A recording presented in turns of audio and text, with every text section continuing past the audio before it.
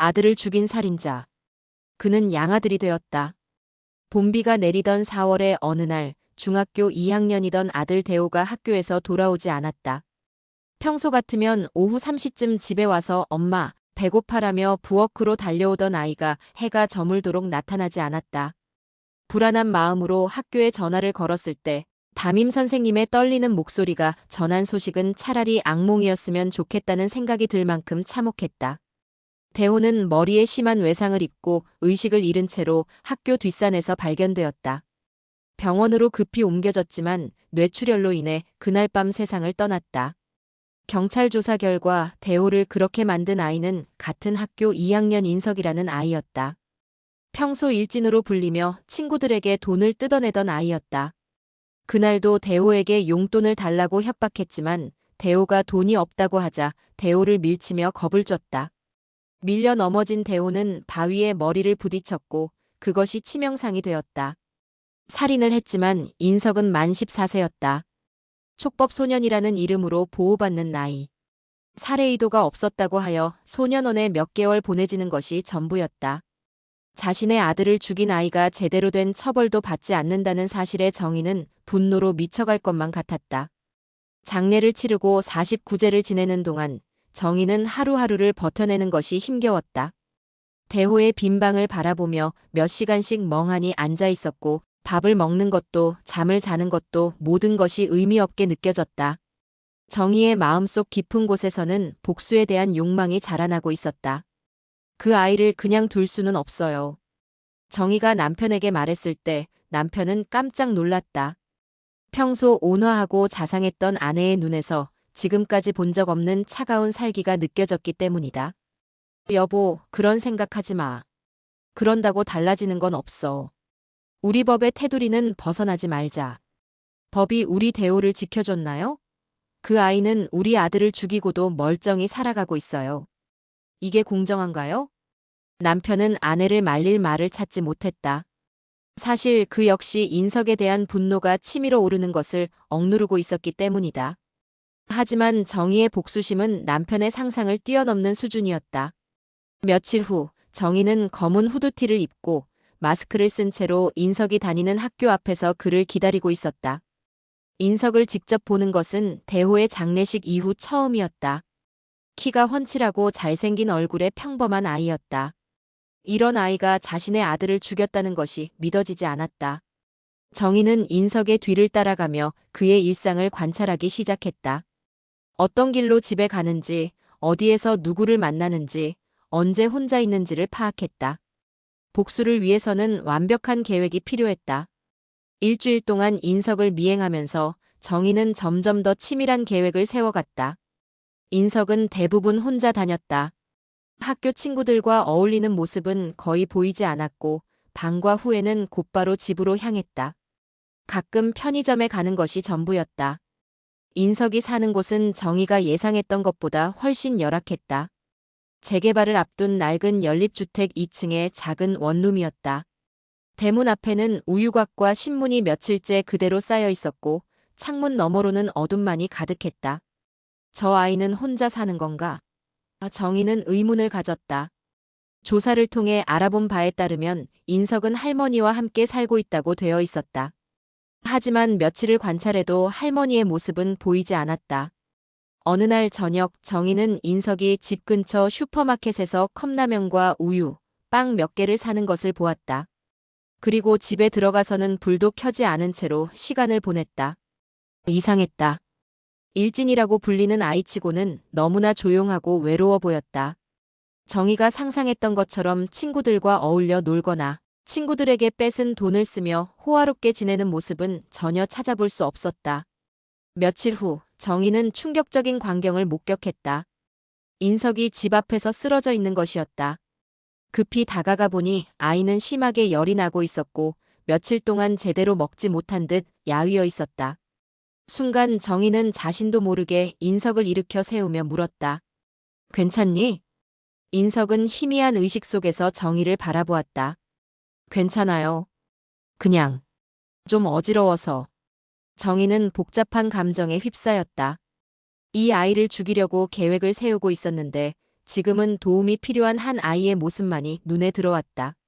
며칠 후 정희는 인석의 집 상황을 더 정확히 알아보기로 했다. 동네 사람들에게 물어본 결과 새로운 사실을 알게 되었다. 인석의 할머니는 2달 전에 치매가 심해져 요양원에 들어갔다는 것이었다. 그 아이 혼자 살고 있어요. 참 안 됐죠. 부모님도 일찍 돌아가시고 할머니마저 그렇게 됐으니. 슈퍼마켓 사장이 한숨을 쉬며 말했다. 가끔 라면 사러 오는데 얼굴이 점점 야위어 가더라고요. 정희는 마음은 복잡해졌다. 복수의 대상으로만 생각했던 인석이 사실은 자신의 아들만큼이나 힘든 상황에 처해 있다는 것을 알았기 때문이다. 부모를 잃은 상처, 할머니마저 떠나보낸 외로움, 그리고 혼자 견뎌내야 하는 모든 것들. 그날 밤 정희는 잠을 이룰 수 없었다. 머릿속에는 2개의 상반된 감정이 충돌하고 있었다. 한편으로는 여전히 아들을 죽인 인석에 대한 분노가 끌어올랐고, 다른 한편으로는 혼자 힘겹게 살아가는 한 아이에 대한 동정심이 생겨났다. 내가 지금 뭘 하고 있는 거지? 정희는 자신에게 물었다. 복수를 위해 한 아이를 스토킹하고 있는 자신의 모습이 과연 옳은 일인지 의문이 들기 시작했다. 며칠 후 정희는 인석이 요양원을 찾아가는 것을 보았다. 매주 토요일마다 버스를 2번 갈아타고 1시간 반을 걸려 할머니를 만나러 가는 것이었다. 요양원 창문 너머로 보이는 인석의 모습은 정희가 생각했던 일진의 모습과는 전혀 달랐다. 할머니의 손을 잡고 조용히 이야기를 나누는 평범한 아이였다. 정희는 인석이 요양원에서 나오는 것을 기다리고 있었다. 인석은 평소보다 더욱 우울한 표정으로 나왔다. 할머니의 상태가 더 악화된 것 같았다. 버스 정류장에서 인석을 기다리며 정희는 마음을 가다듬었다. 이제는 복수를 위해서가 아니라 진실을 알기 위해서 그 아이와 대화를 해야 했다. 인석아. 정희가 조심스럽게 말을 걸었다. 인석은 깜짝 놀라며 뒤돌아보았다. 누군지 몰랐지만 자신의 이름을 아는 낯선 여성이 있다는 것에 경계심을 가졌다. 누구세요? 나는 대호의 엄마야. 정희의 목소리는 떨렸다. 그 말을 하는 순간 인석의 얼굴이 새하얗게 변했다. 죄송합니다. 인석은 즉시 고개를 숙였다. 그리고는 도망가려고 했지만 정희가 인석의 소매를 잡았다. 나는 너를 해치려고 온 게 아니야. 앉아서 얘기 좀 하자. 5분이면 돼. 인석은 어쩔 줄 몰라 했다. 대호의 엄마 앞에서 도망갈 수도 없었고 그렇다고 태연하게 있을 수도 없었다. 너 지금 혼자 살고 있다며? 정희가 먼저 말을 꺼냈다. 인석은 고개만 끄덕였다. 할머니는 언제부터 요양원에 계시는 거니? 2달 전부터요. 인석의 목소리는 간신히 들릴 정도로 작았다. 정희는 인석을 바라보았다. 가해자로만 생각했던 이 아이도 사실은 많은 것을 잃고 상처받은 채로 살아가고 있었다. 하지만 그렇다고 해서 대호의 죽음이 용서될 수는 없었다. 그날 왜 우리 대호를 그렇게 했니? 정희의 목소리에는 억눌린 분노가 담겨 있었다. 인석은 오랫동안 말하지 못했다. 그리고는 천천히 입을 열었다. 저도 모르겠어요. 그냥 화가 났어요. 돈이 필요했는데. 인석의 목소리가 점점 작아졌다. 죽을 거라곤 생각 못했어요. 그냥 좀 겁을 주려고 했어요. 겁을 주려고? 정희의 목소리가 높아졌다. 넌 단순히 돈을 뺏기 위해 겁을 주려고 했지만 너의 그 행동으로 내 아들이 죽었어. 인석은 더 이상 말하지 못했고 눈물만 흘릴 뿐이었다. 첫 만남 이후 정희는 며칠 동안 복잡한 감정에 휩싸여 있었다. 인석의 눈물이 진짜인지 아니면 연기인지 판단하기 어려웠다. 하지만 한 가지 확실한 것은 그 아이 역시 많은 고통을 겪고 있다는 것이었다. 일주일 후 정희는 다시 인석을 찾아갔다. 이번에는 인석의 집 앞에서 기다렸다. 인석이 학교에서 돌아오는 것을 보고 다가갔다. 또 오셨네요. 인석은 놀라지 않았다. 오히려 체념한 듯한 표정이었다. 집에 들어가기 전에 잠깐 이야기 좀 더 하자. 이번에는 인석이 먼저 벤치에 앉았다. 왜 돈이 필요했니? 정희가 물었다. 할머니 요양원비요. 그리고 생활비가 필요했어요. 인석은 솔직하게 대답했다. 기초생활수급비로는 부족해요. 아르바이트를 하려고 했는데 나이가 어려서 받아주는 곳이 없었어요. 그래서 친구들한테 돈을 뺏은 거야? 네. 죄송해요. 인석은 고개를 숙였다. 다른 방법을 생각해 봤는데 그게 제일 쉬운 방법 같았어요. 정희는 한숨을 쉬었다. 이해할 수는 없지만 이 아이 나름대로의 이유가 있었다는 것을 알았다. 하지만 그 이유가 폭력을 정당화할 수는 없다. 그날 이후 정희는 인석에 대한 관점이 조금씩 바뀌기 시작했다. 여전히 분노와 원망은 있었지만 동시에 그 아이에 대한 안타까운 마음도 생겨났다. 일주일 후 정희는 예상치 못한 행동을 했다. 인석의 집 앞에 도시락을 놓고 간 것이다. 직접 만든 김밥과 계란말이 그리고 우유 한 팩. 밥 잘 챙겨 먹으라는 쪽지도 함께 두었다. 인석이 집에 돌아와서 도시락을 발견했을 때의 표정을 정희는 멀리서 지켜보았다. 인석은 한참 동안 도시락을 들여다보더니 조심스럽게 집으로 가져갔다. 다음 날 인석은 빈 도시락을 정희의 집 대문 앞에 갖다 놓았다. 깨끗이 씻어진 도시락과 함께 작은 쪽지가 있었다. 감사합니다. 잘 먹었습니다. 그리고 죄송합니다. 그 쪽지를 보는 순간 정희의 마음에 묘한 감정이 일었다. 복수심보다는 모성애에 가까운 감정이었다. 며칠 후 정희는 다시 인석에게 도시락을 만들어 주었다. 이번에는 인석이 좋아할 만한 음식으로. 돈가스와 볶음밥, 그리고 과일까지. 이런 일이 일주일 정도 계속되자 인석이 직접 정희를 찾아왔다. 왜 저에게 잘해주시나요? 인석은 이해할 수 없다는 표정으로 물었다. 너 혼자 살면서 제대로 먹지 못하고 있잖아. 정희가 담담하게 대답했다. 저는 대우를 인석이 더 이상 말을 잇지 못했다. 하지만 그렇다고 해서 너가 굶어도 된다는 뜻은 아니야. 인석은 정희의 말을 이해하기 어려워했다. 자신이 죽인 아이의 엄마가 왜 자신을 돌봐주는지 도무지 이해가 되지 않았다. 저는 용서받을 자격이 없어요. 인석이 떨리는 목소리로 말했다. 누가 너를 용서한다고 했니? 정희의 목소리는 여전히 냉정했다. 난 아직 너를 용서하지 않았어. 하지만 그렇다고 해서 너를 굶게 둘 수도 없어. 한 달이 지나면서 정희와 인석 사이에는 묘한 관계가 형성되었다. 정희는 일주일에 2번 정도 인석에게 음식을 만들어 주었고, 인석은 정희의 도움에 감사하면서도 죄책감을 느끼고 있었다.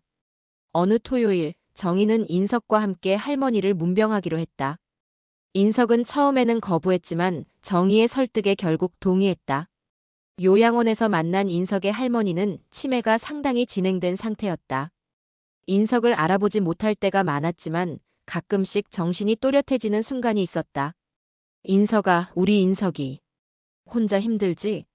할머니가 인석의 손을 잡으며 물었다. 괜찮아요, 할머니. 걱정하지 마세요. 인석은 할머니를 안심시키려고 노력했다.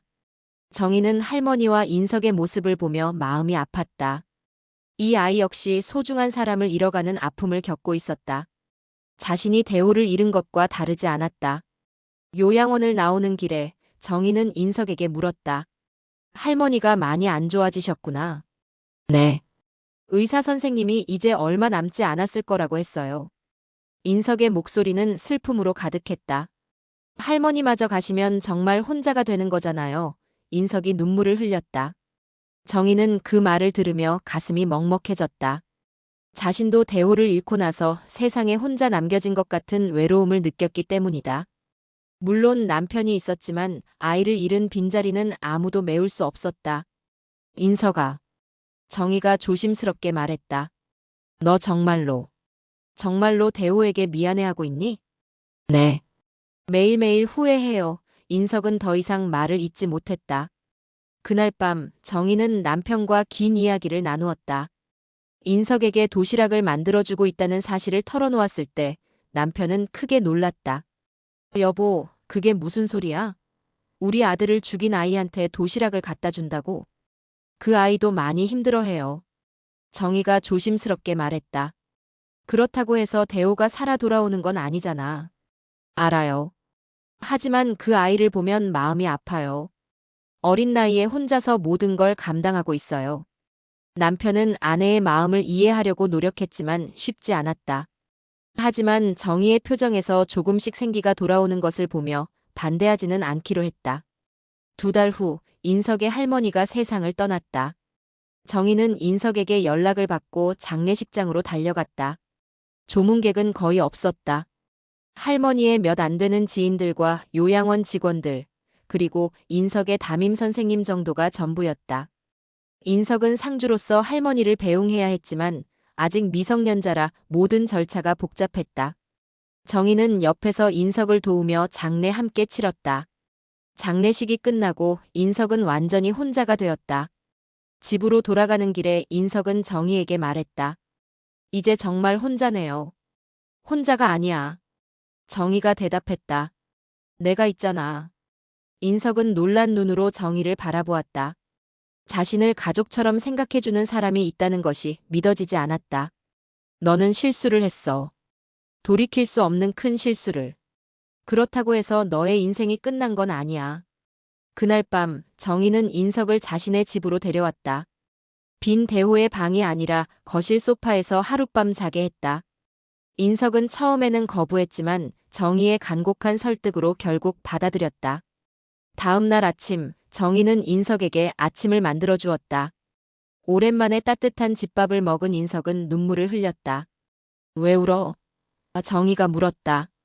할머니가 마지막에 저에게 하신 말씀이 생각나서요. 뭐라고 하셨는데? 좋은 사람이 되라고. 남에게 피해주지 말고 착하게 살라고 하셨어요. 그런데 저는. 인석이 고개를 떨궜다. 정희는 인석의 어깨에 손을 올렸다. 이제부터라도 할머니 말씀대로 살면 되잖아. 할머니 장례식 이후 정희는 인석에게 중요한 제안을 했다. 자신의 집에서 함께 살자는 것이었다. 남편은 처음에는 반대했지만 정희의 의지가 워낙 확고해서 결국 동의했다. 조건이 있어. 정희가 인석에게 말했다. 첫째, 학교를 제대로 다녀야 해. 둘째, 다시는 다른 아이들에게 폭력을 쓰면 안 돼. 셋째, 거짓말하면 안 돼. 네. 알겠습니다.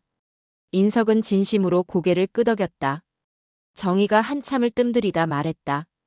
이번 주 토요일에 대호 무덤에 함께 가자. 인석은 놀란 표정을 지었다. 제가 거기 가도 되나요? 가도 되지. 너가 대호에게 사과도 해야 하고 앞으로 어떻게 살겠다고 약속도 해야 해.